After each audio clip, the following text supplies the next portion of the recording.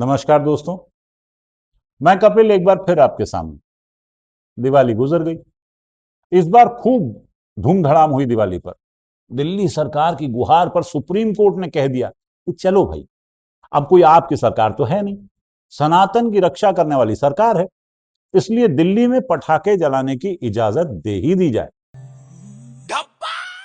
ये कोड क्या है? मेरी पकड़ देख, कल से बकचोदी नहीं करी, मेरी स्ट्रगल देख। लास्ट टाइम मैं रोया हंसी के। वैसे भी जब सुप्रीम कोर्ट ने पटाखों पर बैन लगाया था, तब भी कौन हमारे सनातन के रक्षकों ने उस बैन को माना था? हर बार सुप्रीम कोर्ट बैन लगाता था और अपनी छाती ठोकते सनातन के रक्षक पटाखे जलाते थे। इस बार बैन नहीं लगा था। बस ये कहा गया था कि यारों, बस 10 बजे तक जलाना, ताकि प्रदूषण कम हो। सनातन रक्षकों ने कहा कि एक तो हमारे धर्म का मामला है, हम क्यों किसी की बात मानेंगे, हम तो पूरी रात जलाएंगे, जी भर कर जलाएंगे और खूब जलाएंगे। दिल्ली के और देश के करोड़ों लोग जो धर्म प्रिय हैं, जिनके लिए दिवाली एक बहुत बड़ा त्यौहार है, भावनाओं से जुड़ा है, प्रभु राम की वापसी से जुड़ा है, ऐसे में मैं ये समझती हूँ कि उन्हें ये अनुमति मिलनी चाहिए, चाहे ग्रीन क्रैकर के रूप में मिले, ताकि वो अपने त्यौहार को अच्छे से मना सकें। अच्छा, आपकी जानकारी के लिए बता दूं कि दिवाली इसलिए मनाई जाती है कि इस दिन राम वनवास से लौटकर अयोध्या यानी अपने घर वापस आए थे और अयोध्या के लोगों ने पटाखे जलाए थे। तब से लेकर आज तक भारत में दिवाली पर पटाखे जलाए जाते हैं। आपको यह समझाने मत आ जाना कि बारूद तो बाबर लाया था। आपकी जानकारी के लिए बता दूं कि हमारे पास सदियों से बारूद बनाने की तकनीक थी। उस समय हम सनातनी पटाखे बनाते थे, जिसे आज आप ग्रीन पटाखे बोलते हैं। और सच कहूं दोस्तों, मुझे तो ये ग्रीन क्रैकर नाम से भी आपत्ति है। यार, हम अपने सनातन के त्योहार में मुसलमानों के हरे रंग के पटाखे क्यों जलाएं? आप मुख्यमंत्राणी रेखा जी गुप्ता से डिमांड करो कि वो सुप्रीम कोर्ट से ये कहे कि आगे से इन पटाखों को ग्रीन क्रैकर न कहा जाए, बल्कि पवित्र पटाखे, सनातनी सुरसुरी, या मान लीजिए ऐसा ही कुछ ना नाम होना चाहिए जो हिंदू भावनाओं से जुड़ा हो, जो जो हिंदू नाम हो, सनातनी नाम हो, ऐसा कोई नाम होना चाहिए।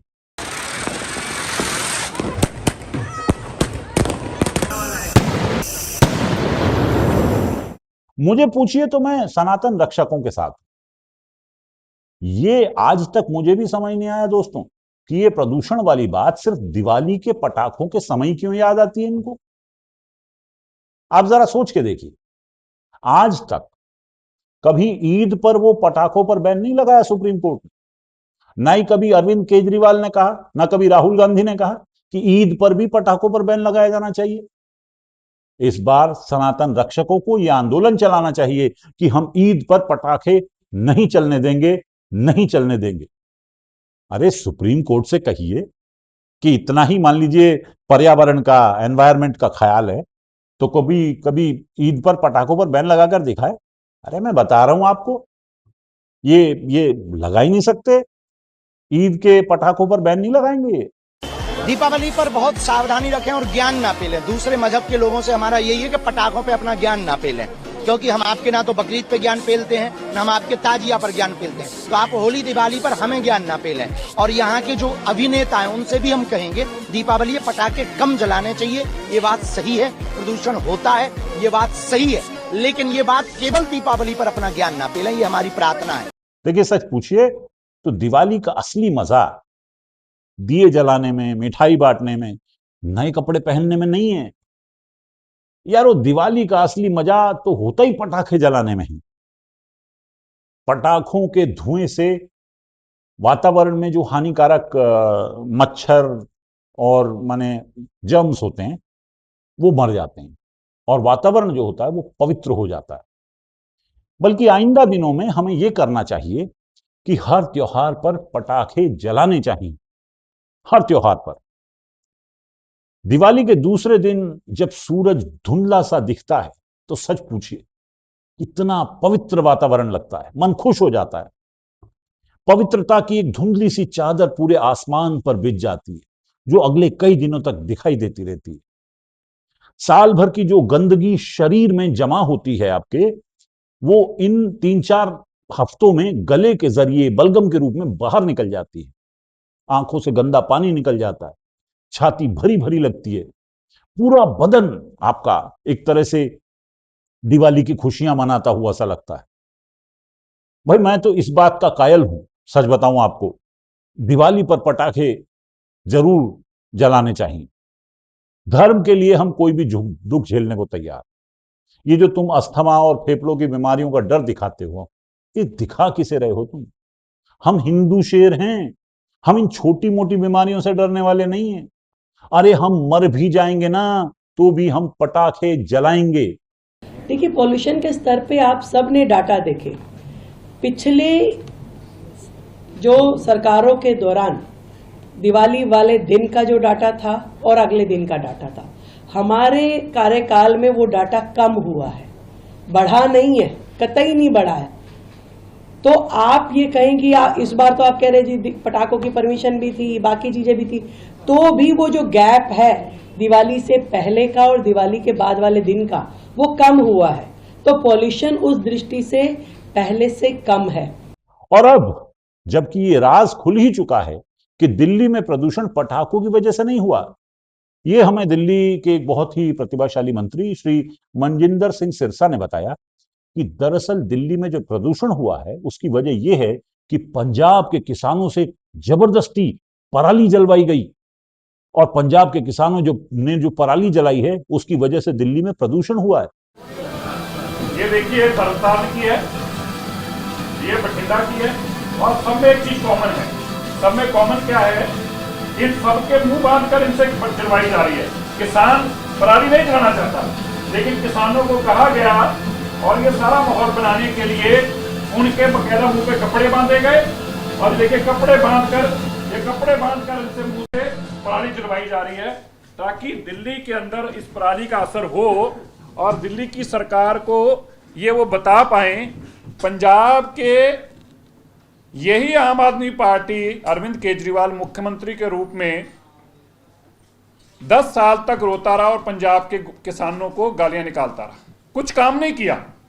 एक विशेष वर्ग की वोट लेने के लिए, उनको खुश करने के लिए, और अब उनको खुश करने के लिए आज सुबह से अरविंद केजरीवाल जी की सारी टीम निरंतर दीपावली को कोस रही है। ये जानबूझकर दीपावली धर्म, सनातन धर्म, हिंदू धर्म को बीच में जानबूझकर ला रहे हैं। सवाल यह है कि ये जो जबरदस्ती पराली जलवाई गई है पंजाब के किसानों से, उसके लिए उन्हें पैसे दिए गए थे, या पुलिस बल को इस काम पर लगाया गया था, या फिर कोई और लालच दिया गया था जिसकी वजह से पंजाब के किसानों ने आप सरकार के कहने पर पराली जलाई थी?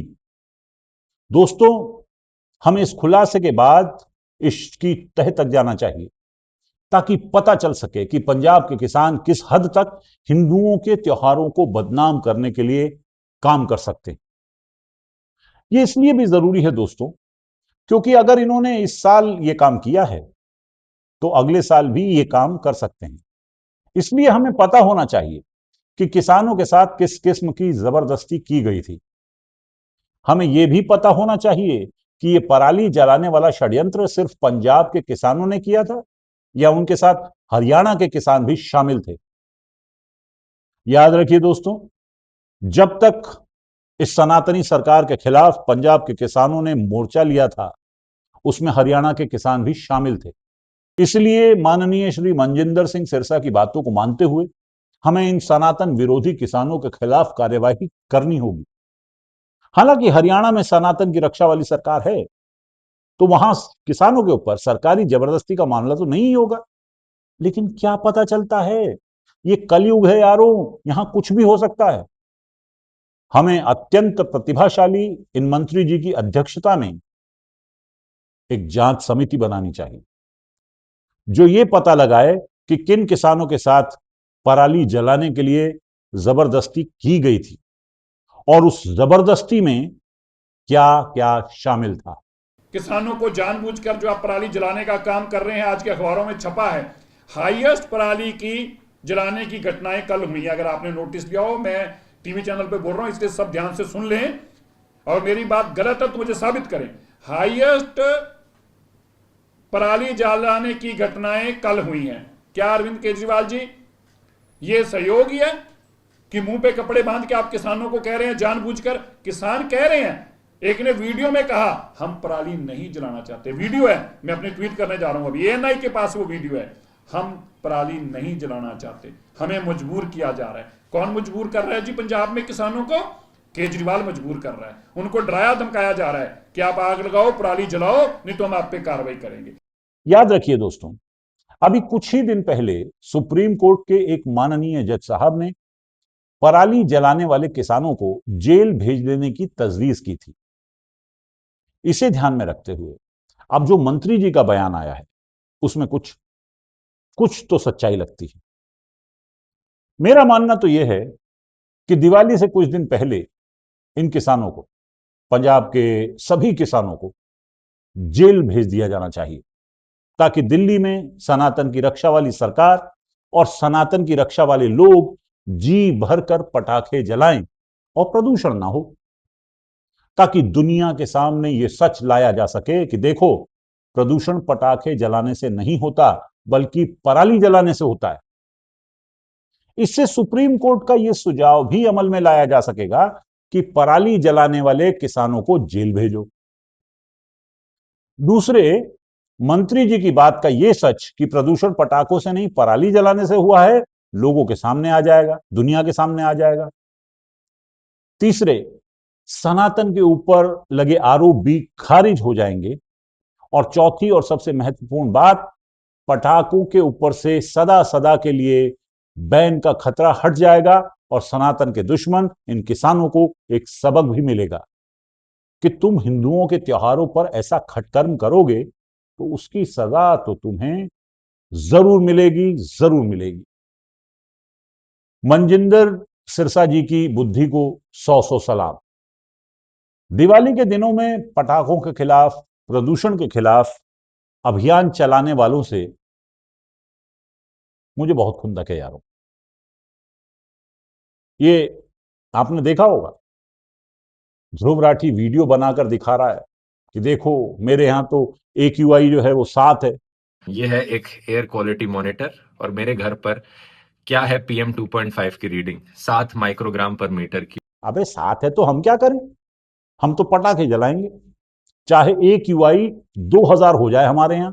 हमारी माननीय मुख्यमंत्राणी रेखा जी गुप्ता, जो AQI बोलना तक नहीं जानती, उन्हें कोई फर्क नहीं पड़ता कि AQI 1000 है या 5000 है। IQ जो हमारा AIQ है, उस IQ जो हमारा AIQ है उसको हम AQI उसको आप चेक करें और आपको ध्यान में आएगा कि किस तरीके से दिल्ली का पॉल्यूशन कम हो रहा है। राजधानी में ग्रैब 1 की पाबंदी लागू कर दी गई है। निजी गाड़ियों के इस्तेमाल ना करने की अपील की गई है। 300 के पार ना यहाँ पर AQI पहुंच गया है। इस मामले में मैं ध्रुव राठी को बस यही कहना चाहता हूं कि तुम्हारे यहां AQI 7 है, हमारे यहां IQ 7 है। अब बोलो, हमसे टक्कर लेने चले हो? अरे तुम 7 जन्म भी ले लोगे तो हमारी सरकार के IQ तक नहीं पहुंच पाओगे। हमने इसी IQ के दम पर पटाखों का सनातन से संबंध निकाला है। हम इसी IQ के जरिए धर्म की रक्षा करेंगे। तुम हमारा क्या कर लोगे? तुम चिंता मत करो दोस्तों, ध्रुव राठी और इसके जैसे तमाम प्रगतिशील भले ही AQI 7 बताएं, हम अपने 7 IQ के जरिए इन सब को पछाड़ देंगे। एक आखिरी बात यह कहना चाहता हूं कि दिवाली के ही आसपास कुत्तों और जानवर प्रेमियों का प्रेम भी उमड़ आता है। इन्हें लगता है कि पटाखों की धूमधाम से कुत्ते डर जाते हैं, जानवर परेशान हो जाते हैं। अब यारों इन्हें कोई समझाओ। अबे जब हम इंसानों की परवाह नहीं कर रहे, अपने बच्चों तक की सेहत स्वास्थ्य की परवाह नहीं कर रहे, तो तुम्हारे इन कुत्ते बिल्लियों की परवाह क्यों करेंगे भाई? अरे हम पटाखे जलाते ही इसलिए कि धर्म की रक्षा हो सके और बाकी सब परेशान हो सकें। धर्म की रक्षा में हम पूरी दुनिया को धुआं धुआं करने को तैयार हैं। दिल्ली तो चीज ही क्या है। बाकी पूरी रात पटाखे जले, खूब धूम धड़ाका हुआ, लेकिन फिर भी वो मजा नहीं आया। मुझे लगता है कि अगले साल दिवाली पर दिल्ली सरकार को दिल्ली की जनता को मुफ्त पटाखे देने वाली कोई योजना चलानी चाहिए, ताकि इस बार से दोगुनी या तिगनी तादाद में पटाखे जलें और सुप्रीम कोर्ट को भी राहत मिले कि इतने दिनों बाद बैन हटाने पर क्या ही मजे का वातावरण दिवाली पर दिल्ली में तैयार किया जा सकता है, जिससे धर्म की रक्षा हो, परंपरा की रक्षा हो, रिवाजों की रक्षा हो, सनातन की रक्षा हो। चचा गालिब के जमाने में भी दोस्तों दिल्ली में पटाखे जलते थे। ये शायद आप में से ज्यादातर लोगों को मालूम ना होगा। खैर, चचा ने कभी पटाखे तो न जलाए, मिठाइयां अलबत्ता खाने बहुत शौकीन थे वो। दिवाली पर खूब मिठाई खाते थे। उन्होंने दिवाली पर भी एक शेर कहा, कहें तो आपको सुना दूं। दिल न खुश हो जाए तो कहना, आप क्यों इस कदर खफा हैं कि पटाखे नहीं जलाते। आप क्यों इस कदर खफा हैं कि पटाखे नहीं जलाते। मिठाई भले न खाइए मगर पटाखे जरूर जलाइए। खैर, हमने तो न जलाए पटाखे, इसका अफसोस रहेगा, लेकिन जो जले पटाखे वो भी क्या कम थे। आप थोड़े दिन और पटाखों का आनंद ले सकते हैं, क्योंकि अभी तो दिल्ली की हवा में इन्हीं पटाखों का धुआं और गंध घुली हुई है, जो देर तक स्वाद देगी, देर तक नतीजे देगी। बाकी सब ठीक है। पटाखे बड़ी गैर जिम्मेदारी से जलाए हैं, लेकिन सेहत का ख्याल रखते हुए मिठाई जिम्मेदारी से खाइएगा। बाकी क्या कहूं, आप समझदार हैं। अब चलता हूं, फिर मिलता हूं। नमस्कार।